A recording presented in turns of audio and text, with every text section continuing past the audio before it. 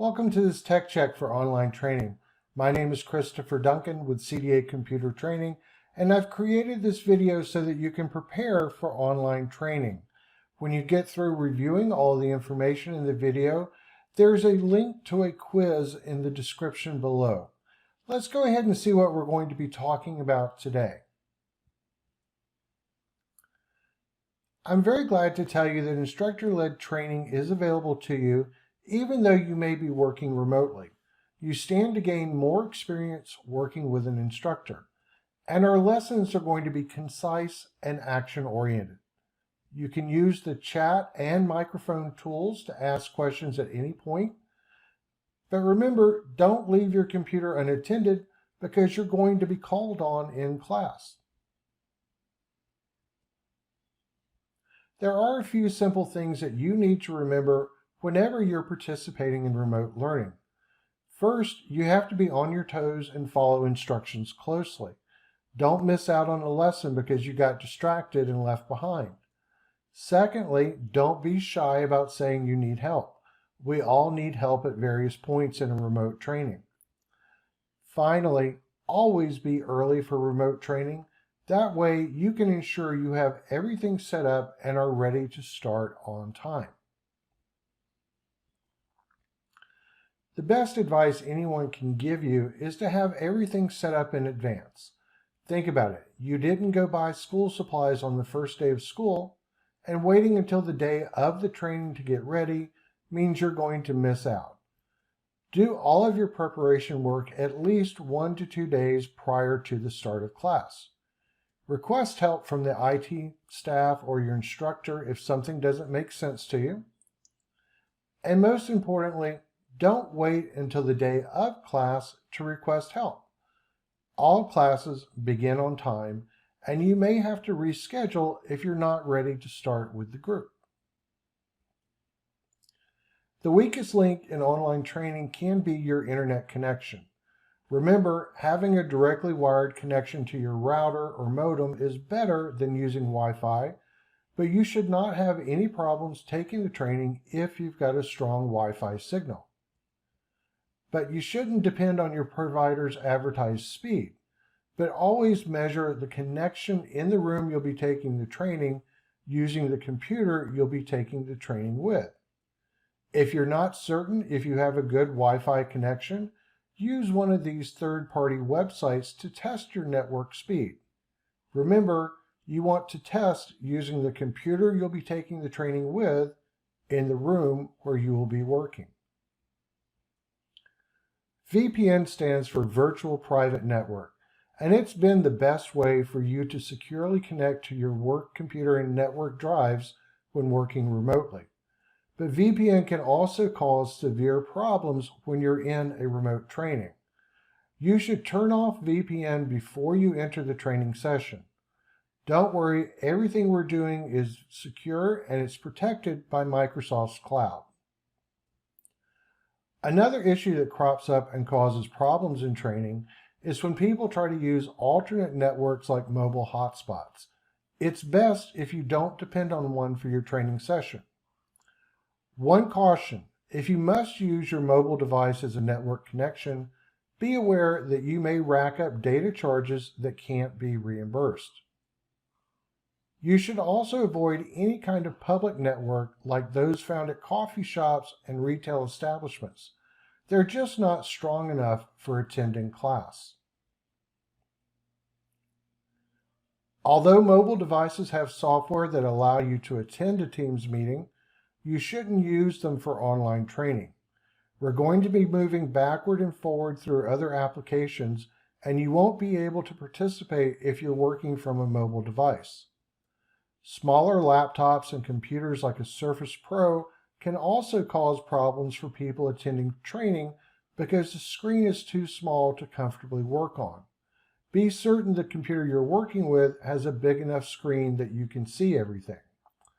But if you need to use a phone to hear audio, that is fine. Just remember to turn off the speaker and microphone on your computer if you're using a phone for audio. You'll want to be certain your computer has a working microphone or that you have a microphone and headset plugged into your computer. A webcam is also a great tool, but it's not a requirement for taking the class. Be sure you perform all of your software updates before class begins, and always try to use a computer that has 2 monitors for the best experience. One of the nice things about in-person instructor-led training is that you're insulated from the outside world while in the classroom. Unfortunately, remote learners can be plagued by attempts to multitask during the class. It's always a best practice to close all other files and programs before class begins and put aside any phones or other distractions until after class is finished. It's important that you set out the practice files before class begins. That way, you'll be ready to start when class begins. The steps are actually quite simple.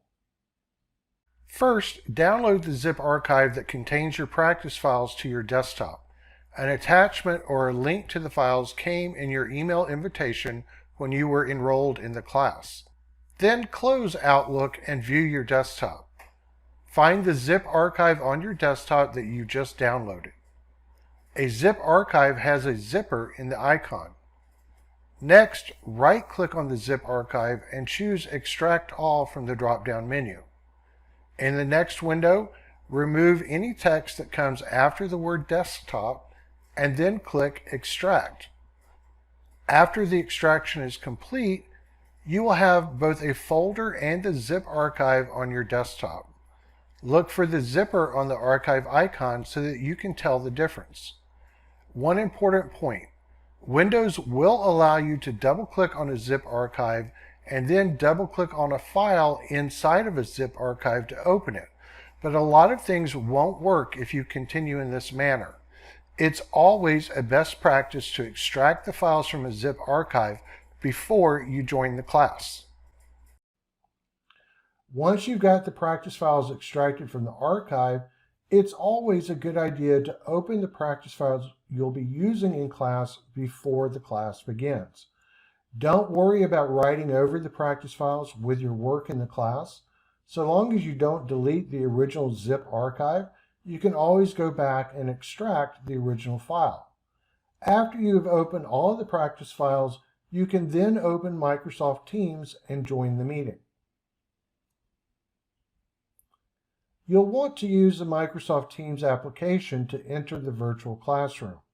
If you don't have the desktop version of Microsoft Teams installed prior to the class, you might have problems. Take 5 minutes and review the video checklist for your first Microsoft Teams meeting if you're unsure if you have the program installed or not. The link is in the description below the video. If you have 2 displays or monitors on your computer, you're prepared for the best experience in remote learning.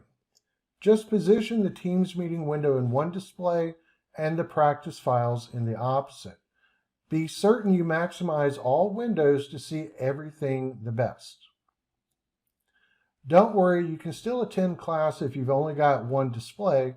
Just position all windows on top of one another and be certain to maximize the windows to full screen.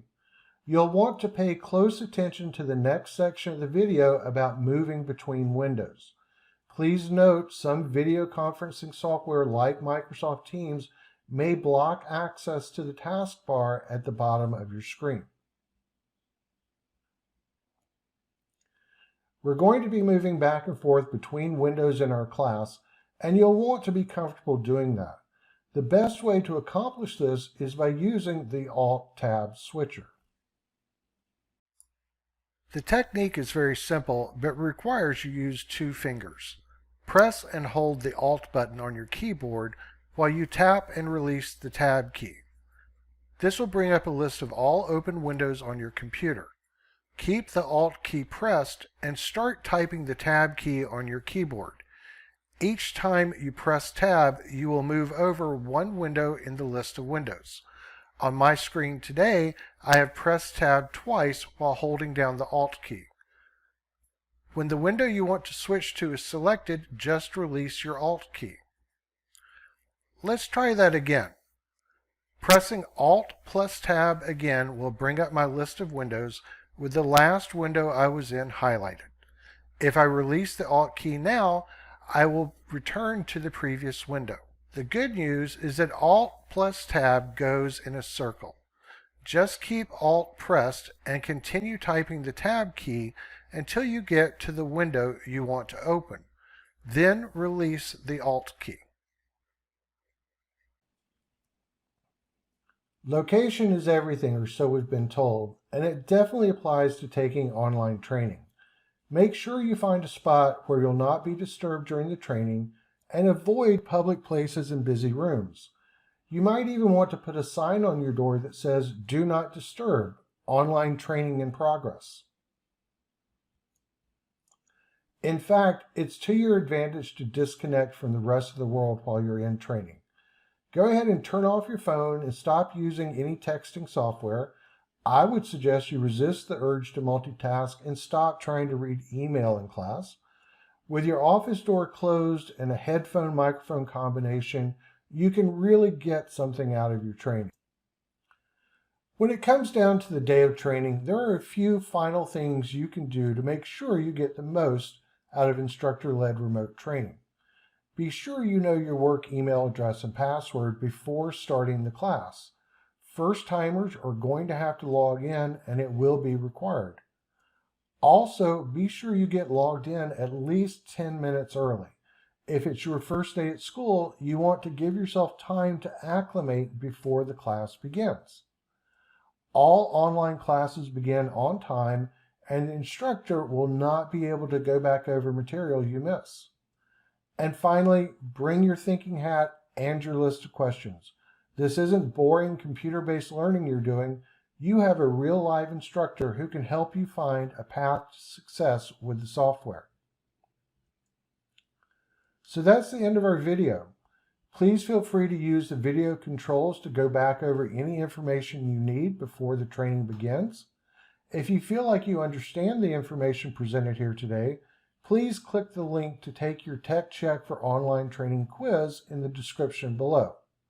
Until we see each other again, my name is Christopher Duncan with CDA Computer Training. Thanks for watching this video, and please subscribe to this channel.